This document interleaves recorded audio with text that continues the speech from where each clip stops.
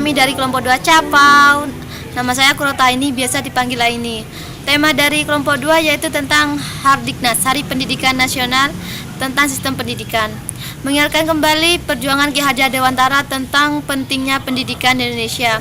Kutipan dari Ki Hajar Dewantara yaitu Ing ngarso sung tulodo, ing madya mangun karso tuturi handayani. Sedangkan kutipan dari Soeharto yaitu kita sebagai generasi muda adalah calon penerus bangsa. Jadi apa yang perlu kita tingkatkan dan kita perbaiki dari sistem pendidikan Indonesia? Jadi kita sebagai masyarakat berpendidikan harus mengerti tentang sistem pendidikan. Benar kan? Sekali seperti yang kita rasakan saat ini, sistem pendidikan di Indonesia walaupun terlihat lancar, namun pada kenyataannya jika kita amati kembali masih banyak kekurangannya. Seperti pada masalah kurikulum di Indonesia, dari kecil kita sudah melewatinya, sudah merasakan bagaimana kurikulum dari dulu sampai sekarang. Namun kalau kita hanya menjalaninya tanpa memperhatikannya, mungkin kurikulum tersebut memang biasa-biasa saja dan berjalan dengan lancar. Namun kalau kita lihat secara detailnya, ada beberapa keuntungan dan kerugiannya.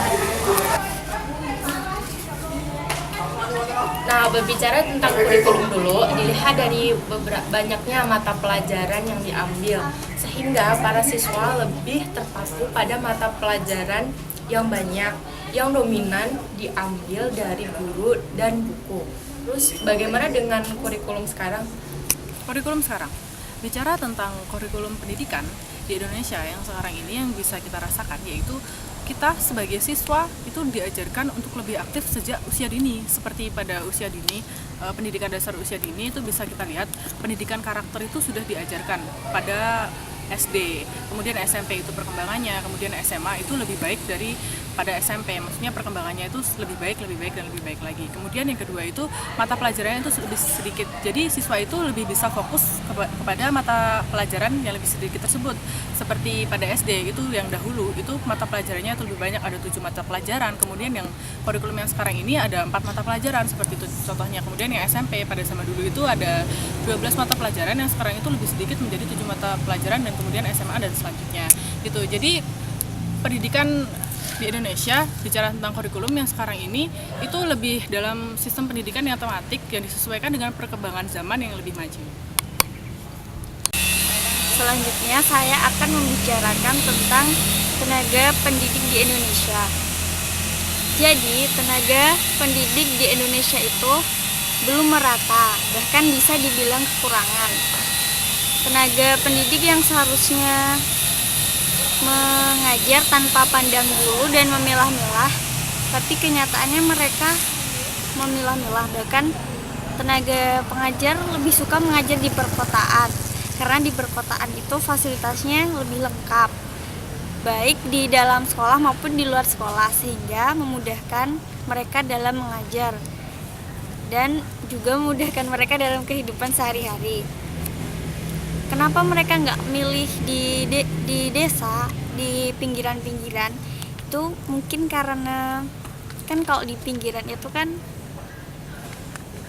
nggak ada apa-apa, bisa dibilang fasilitasnya kurang, terus transportnya kurang lah, fasilitas gedungnya kurang, kayak gitu kan.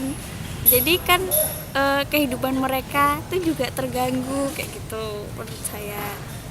2, 3. Masalah selanjutnya mengenai attitude seorang tenaga pendidik. Idealnya seorang tenaga pendidik adalah sebagai tokoh panutan bagi para siswa-siswanya. Namun kenyataannya saat ini masih banyak sekali tenaga pendidik yang dirasa berperilaku sebaliknya, sehingga mereka bisa dikatakan tidak pantas sebagai tokoh panutan.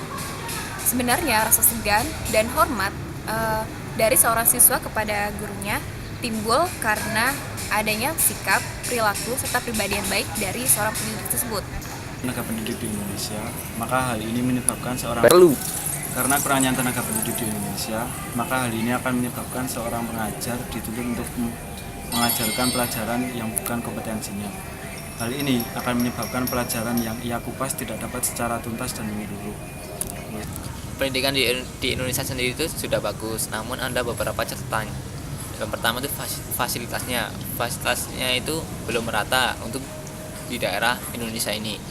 Contohnya di daerah perkotaan dan di daerah pedesaan khususnya di daerah perbatasan antar negara itu masih kurang layak ya untuk dipakai untuk sekolah. Sebaiknya pemerintah itu mementingkan pendidikan daripada pembangunannya di kota. Makanya pemerintah itu harus sedikit mengeluarkan uang negara untuk membangun sekolah-sekolah supaya peserta didiknya itu nyaman untuk mencari ilmu. Terus untuk tenaga pendidiknya di Indonesia itu sudah lumayan banyak, namun masih belum kompeten. Makanya pemerintah itu harus mengadakan semacam pendidikan PBG atau pendidikan profesi seorang guru ya, supaya benar-benar menjadi seorang pendidik yang bagus. Karena suatu negara itu akan dikatakan maju apabila pendidikannya itu bagus.